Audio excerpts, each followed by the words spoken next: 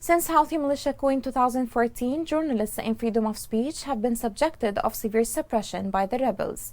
Further, a number of journalists have been jailed and tortured, and others have been sentenced to death. Despite the international calls on Houthis to stop such suppressive behavior, no progress has been made. More details on this are in the following report.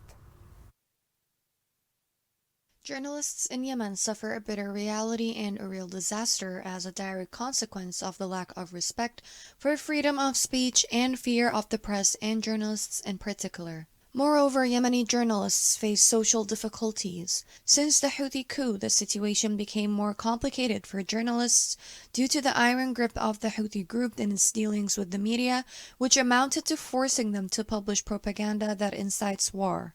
Yemeni journalists are being targeted by everyone and have enemies who are trying to attack them in an attempt to force them to remain silent. The various powers and groups in Yemen have realized the influence of journalists. Their fears of journalists run so deep to such an extent that they are sentenced to death or killed that always end up by being recorded as attacks by unknown criminals or are subjected to acts of attempted murder.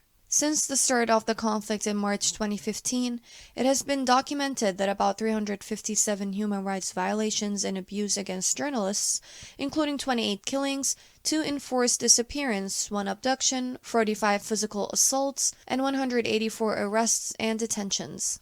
The safety of journalists is essential to the civil, political, economic, social, and cultural rights of us all, and in the context of armed conflict they play an important role in uncovering the truth and holding the parties to the conflict to account publicly.